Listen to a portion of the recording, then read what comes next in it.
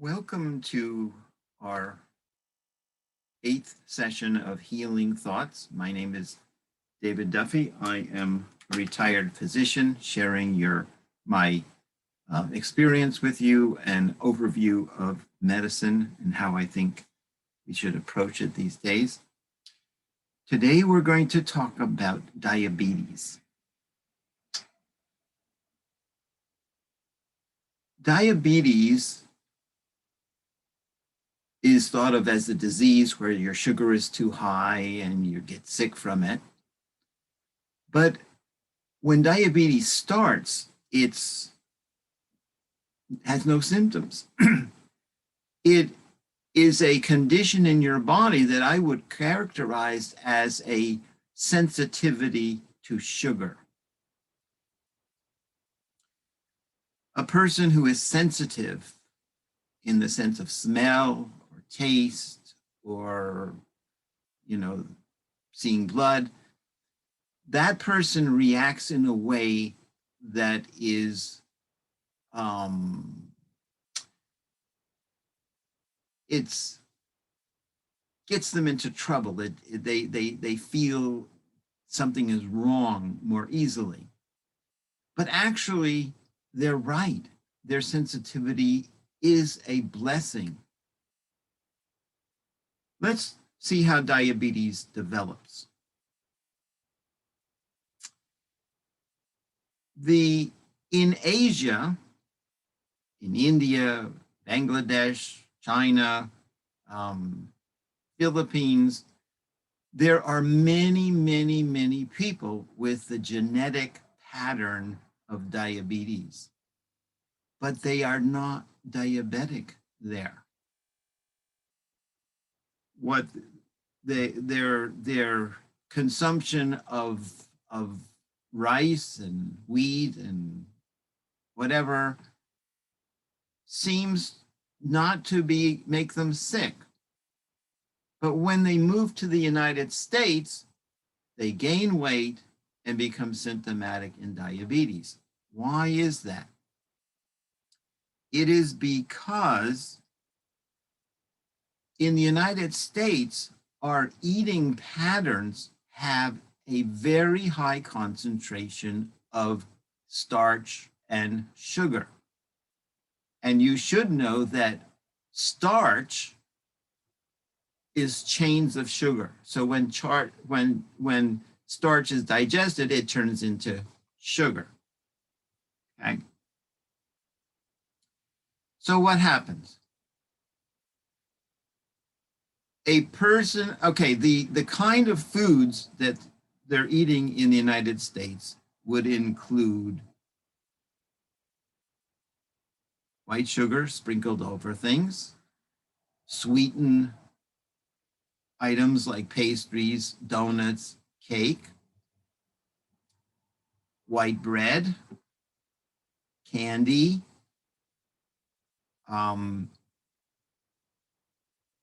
white sugar, white flour, those kind of things. Okay. Oh, and of course, soda pop and corn syrup with fructose is one of the sweeteners in bottled carbonated beverages, soda pop. Okay. When you eat something like an apple or a pear or grapefruit, there is sugar in that fruit, but it's at a concentration that is low. It is at a concentration that is compatible with your own blood. However, when we take sugar cane and concentrate it, when we take corn syrup and concentrate it, and we add high doses of that into the food product that we're making, there is basically a toxic dose of sugar going into the body. When a person has diabetes, they take that extra sugar that they can't use and put it into fat. The sugar is stored as fat by converting the sugar into fatty tissue.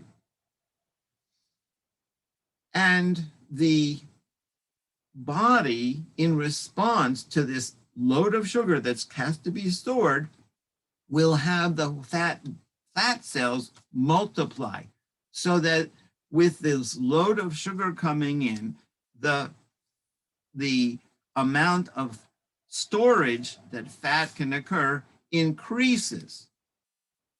And so when you eat that extra sugar, it's transferred into fat, and gradually the person gains weight. Now, this is a protective mechanism. It's just getting rid of the sugar in the fat.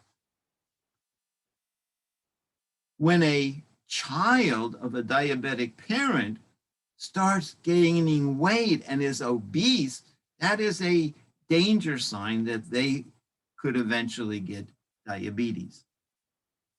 Okay? Now, normally, when a person eats food that has sugar, the digestive system senses that, and there's a signal for your pancreas to secrete insulin. So they know sugar is coming. They're going to need insulin to use it in the body. The insulin is the escort, the person, the usher, like in a theater, bringing the sugar and getting it inside the cell. Without a ticket, you can't get in the theater. The usher escorts you to your seat. Okay, now, as we have more and more sugar go into the fat tells it, hey, insulin, I'm not going to accept this anymore. The insulin you have, I'm not going to work anymore because we have too much. We're all full. Don't give us more. And we call that resistance, insulin resistance. So as you eat a lot of sugar, you gain weight, and the insulin you have is not working.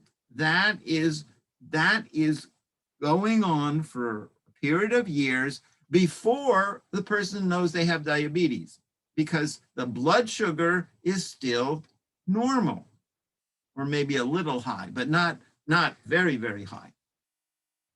In addition to that, normally the kidneys, which the kidneys filter the blood,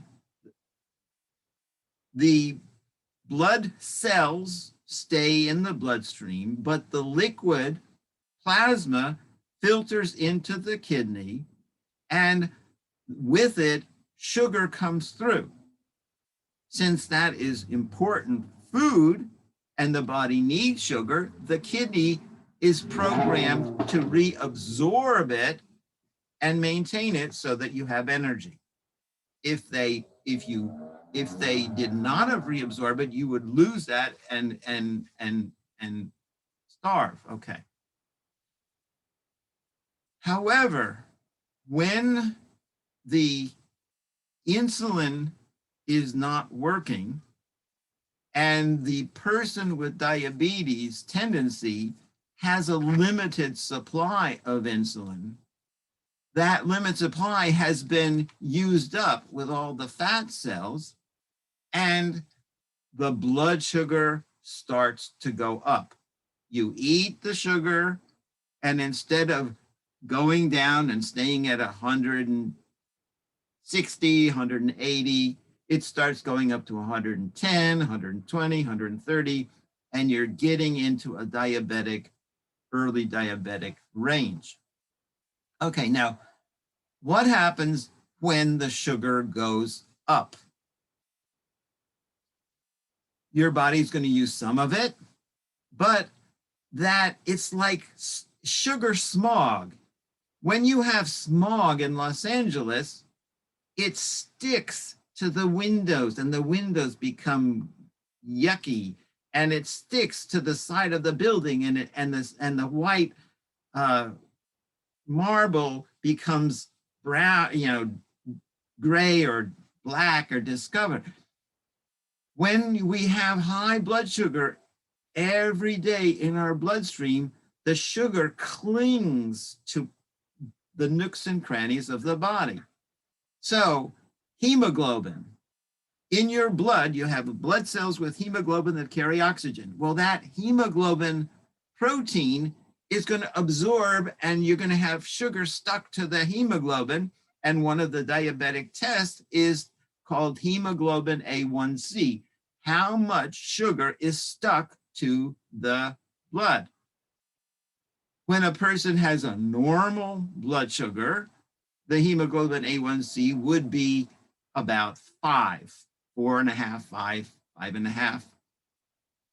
But when you have diabetes and that sugar is sticking more and more to the blood cells, you have hemoglobin of 7.1, 8.3, 10, 15, 16. When a person is way up there, twice or 3 times as much as they should have, that is serious and severe diabetes that is uncontrolled.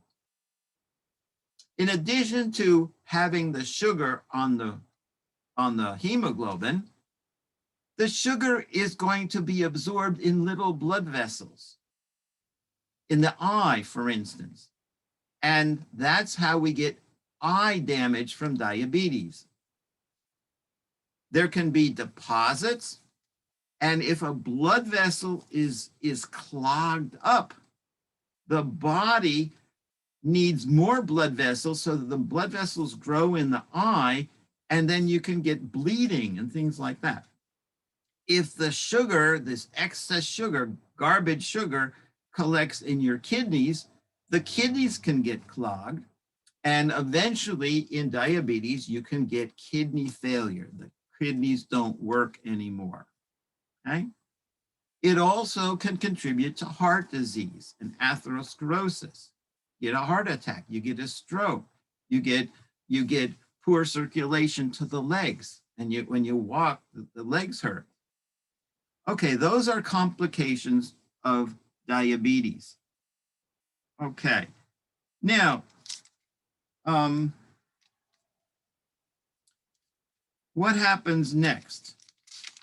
Okay, in the first episode of Diabetes Out of Control, the sugar is going out of the urine. The sugar, you're making more and more and more urine, and you get thirsty. So the diabetic will feel thirsty. They want to drink more water.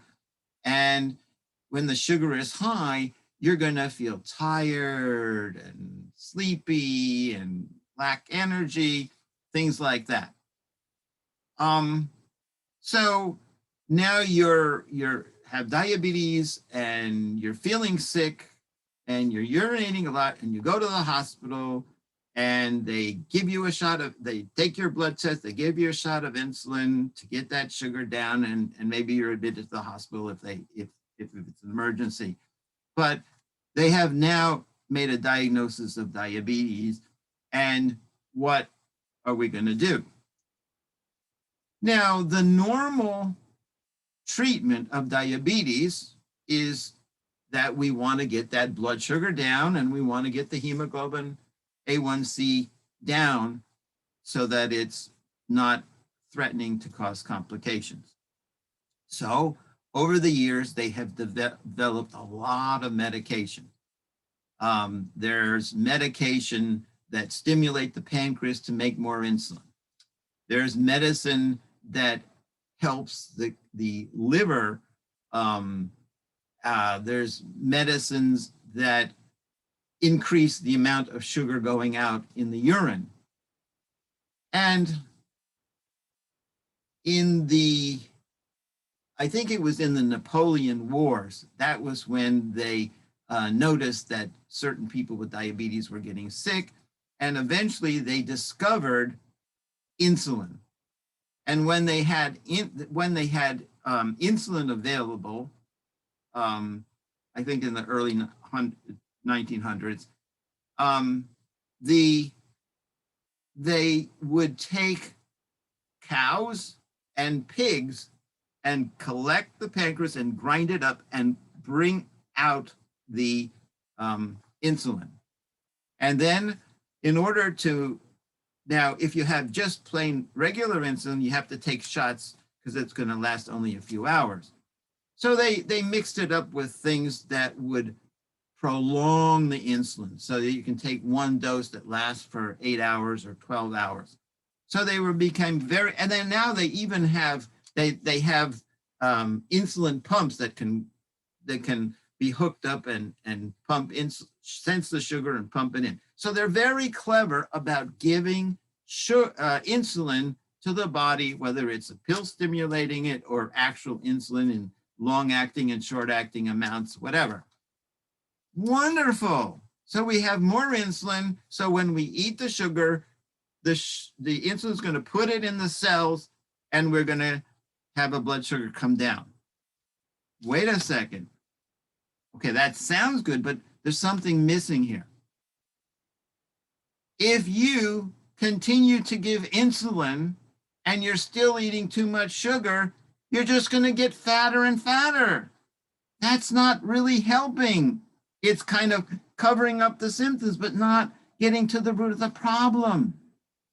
We really can't get out of this diabetic state unless we address the overconsumption of sugar and getting down to your own body weight.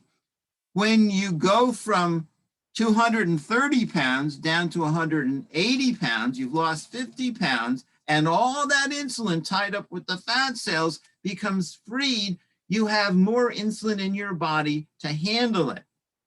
However, we need to stop eating all that sugar. How do we do that? It's not going to be the diabetic ice cream and diabetic cookies. It's going to take serious discipline to change your habits. When a person is diabetic and they're overweight, what I recommend is to get your equipment to measure your sugar, and you're going to see various foods and eat a certain meal and check 2 hours later how much your sugar is. So for instance, if you ate a meal with sugar frosted flakes with dates and raisins, your sugar is going to go sky high after that meal. But if you had a pear or a grapefruit and some protein or something like that, you might find that after 2 hours later, after you ate, the sugar would be only 110 rather than 140, or, you know, relative to the food that you used to be taking, that sugar is better. So we need to kind of find out a diet that has enough sugar so that you have enough sugar for your nerves and your brain, but not excess. We may need to eliminate a lot. We're going to need to sort out this food is acceptable, this food is not. It's sort of like getting jury duty, you know, to select a jury so that they wouldn't be prejudiced to the case. We need to sort that out. Now, we do know one obvious truth, and that is vegetables have all the liquid and vitamins that fruit have without the sugar. So if we're going to have one pear and one apple, but we're going to have a big salad, we're going to have cooked vegetables, we're going to fill up with fruits and vegetables, but much more vegetables than fruit for diabetes. And in order to lose weight, we need to have enough protein and enough carbohydrates to satisfy our body's needs, but not overdo it. Now, assuming you're on medication and insulin, how are we going to lose weight and do this? This is going to have cooperation with your doctor, because the doctor is giving you a certain amount of insulin. The more insulin you take and the more you eat, the more it's more difficult to lose weight. Okay, now if you take too much insulin, your sugar goes down and you feel hungry. So we need to have a situation where the dose of insulin is reduced to the bare minimum at that weight. And then as you improve your diet, your doctor can lower the dose of insulin so that you stay even. And eventually, as you lower the dose of insulin and control your diet, you will lose weight. But this is delicate, and this takes a lot of effort. And it's so much easier to just take the insulin and take the pills and forget about it. But that's not self-reliant medicine. That is accepting a temporary fix. We're controlling the symptoms, but not really addressing the underlying problem. Okay.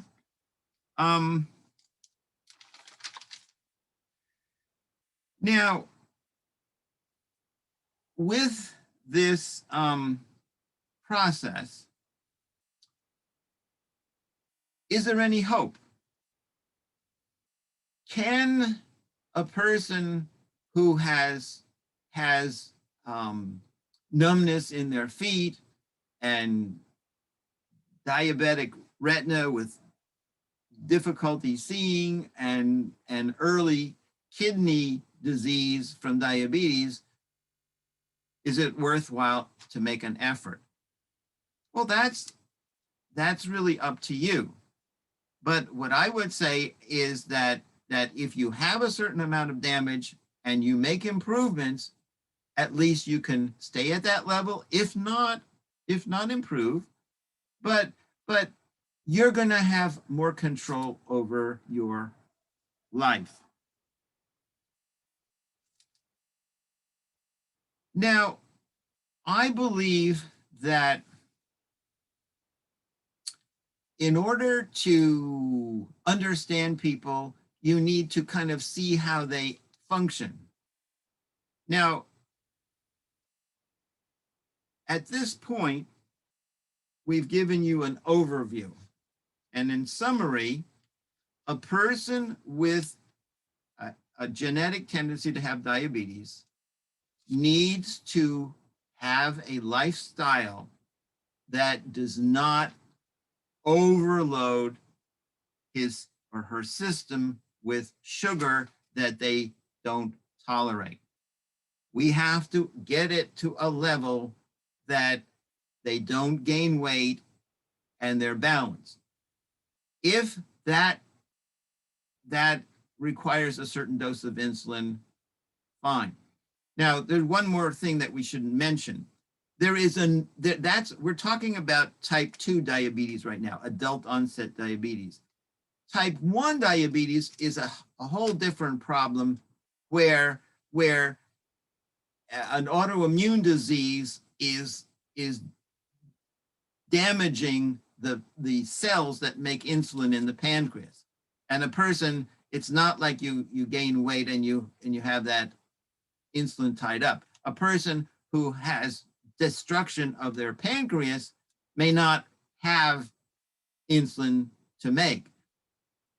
Now, even though they're going to depend on insulin, or at least a minimal amount, all the things that I've said about diabetes also applies to them. So controlling their weight, controlling the insulin is key. Now, those of you who are listening to this may not have anything to do with diabetes. They don't have it. And that's you're fortunate. However, if we think of the toxicity of sugar to a person with diabetes, doesn't that also apply to normal people? There are many of us who can eat a lot of sugar and not get diabetes. But is that a good idea? Should we take the wisdom of a person that is following their diabetic diet and apply it to us? I would say yes, because that's what I do. I follow a plant-based, a whole food plant-based diet where as much as possible, my food is not processed, plenty of fruits and vegetables, vegetable proteins and things like that. I can't advocate that for you because you really would have to see what makes sense for you. But as a doctor in practice, I felt that I did not want to recommend anything that I didn't do myself. And so I particularly follow a diet that is beneficial for prevention of diabetes, heart disease, and cancer.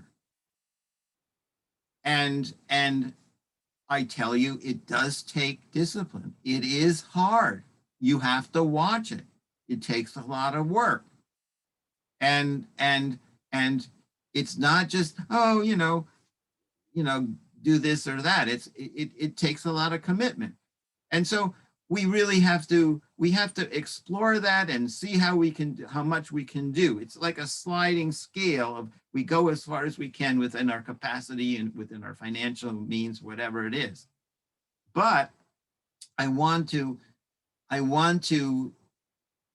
give you an idea that the individual can do a lot to improve their health that is neglected, that we don't think about, is suppressed because they're not brave enough, they're not disciplined enough, they don't know it, and that's what I'm trying to make you aware of.